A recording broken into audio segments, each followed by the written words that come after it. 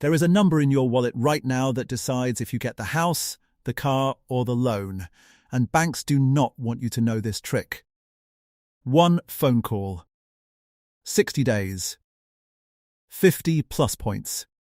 No, this is not a scam. Stay with me, because by the end of this video you will know exactly what to say, when to say it, and why 99% of people never even try.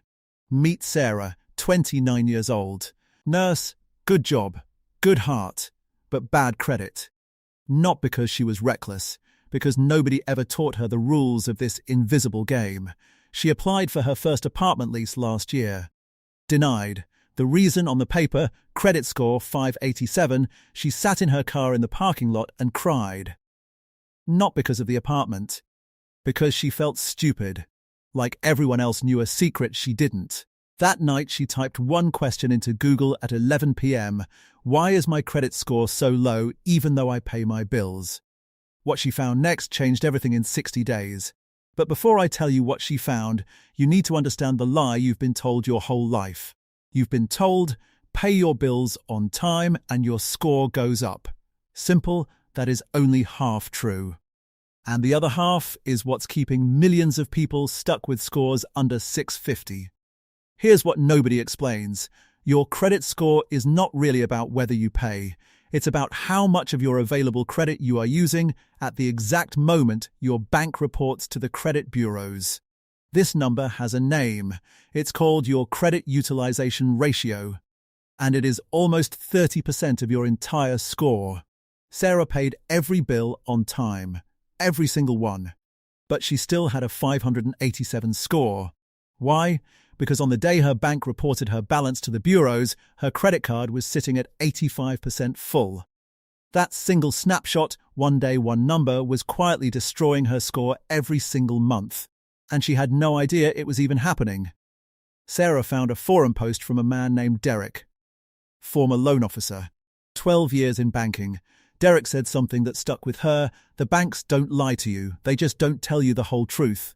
That's not illegal, that's just how the game is built. Derek explained the trick that changed Sarah's score in 2 months. It's called the statement date trick. Most people think their due date is the date that matters. It's not. There is another date. One almost nobody pays attention to. The date your card issuer takes a photo of your balance and sends it to Experian, Equifax, and TransUnion. That date is called the statement closing date.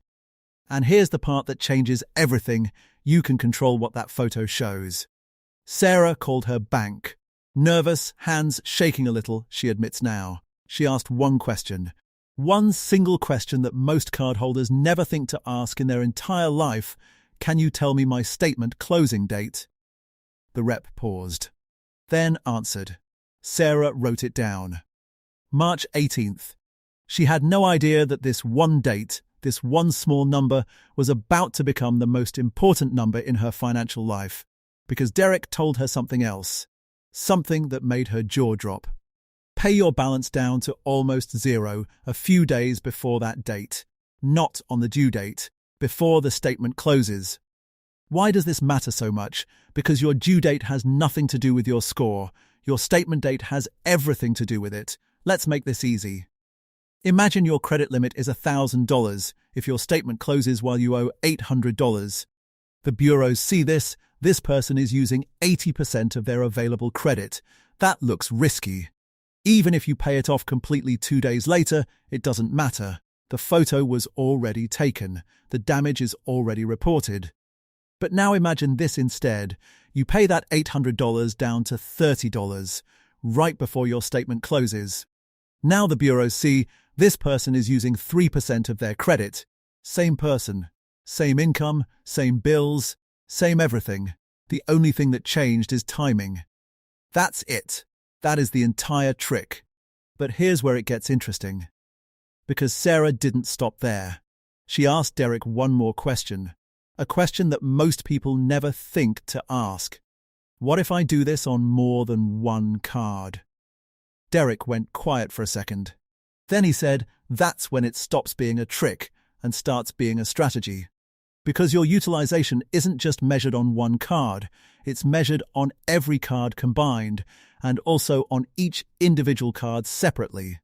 Which means if you have 3 cards and even one of them shows high usage on its statement date, it can drag your entire score down, even if the other 2 are perfect. So Sarah made a list, all 3 of her cards, all 3 statement dates. And she built something Derek called the 60-day reset. Here is exactly what she did. Step 1. She called every card issuer and wrote down each statement closing date, not the due date, the closing date. Step 2, 3 to 5 days before each statement date, she paid every card down to under 10% of its limit. Ideally under 3% if possible. Step 3, she did not close any old cards, because old cards, even unused ones, add to your total available credit, and closing them shrinks your total limit, which quietly hurts your ratio too. Step 4, she let one card carry a tiny balance, around 1 to 2%, instead of 0, because a small reported balance can actually perform better than a big fat 0, since it shows the bureaus you're an active, responsible user, not a ghost account. Step 5, she repeated this for 2 full statement cycles.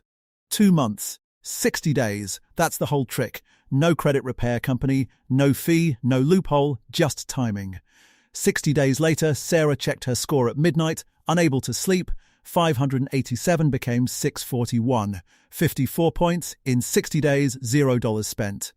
She screamed.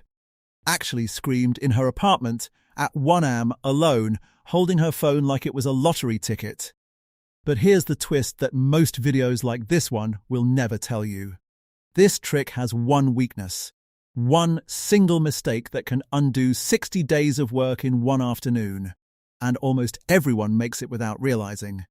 The mistake is this: applying for new credit during those 60 days. Every hard inquiry, every new card application sends a tiny shockwave through your score. It's small, 5 to 10 points usually. But during a delicate 60-day rebuild, that shockwave can cancel out weeks of progress. Sarah almost made this mistake. A store clerk offered her 20% off today if you open our card. She said yes, out of habit. Then she remembered Derek's warning: for 60 days you're not a shopper, you're a patient in recovery. No new stress on the system. She said no. Walked out. No discount. No new card. 2 months later, that decision was worth more than any 20% off sale ever could be. Sarah reapplied for that apartment. Same building. Same landlord. This time, approved, she sat in her car again. Same parking lot. But this time, she wasn't crying because she felt stupid. She was crying because for the first time in her adult life, a number in a system finally reflected who she actually was. Someone responsible, someone trying, someone who just needed the real rules of the game. That number was never a measure of her worth. It was just a measure of timing, and once she understood the timing, she took back control. If you take one thing from this video, let it be this: call your card issuer today and ask for your statement closing date. That's it. That one question starts the whole process. If this video helped you understand something the banks never explained, hit subscribe. Because next week I'm breaking down the second trick Derek shared with Sarah, the one that erased her old collections account completely. You don't need to be rich to win this game. You just need to know the rules. I'll see you in the next one.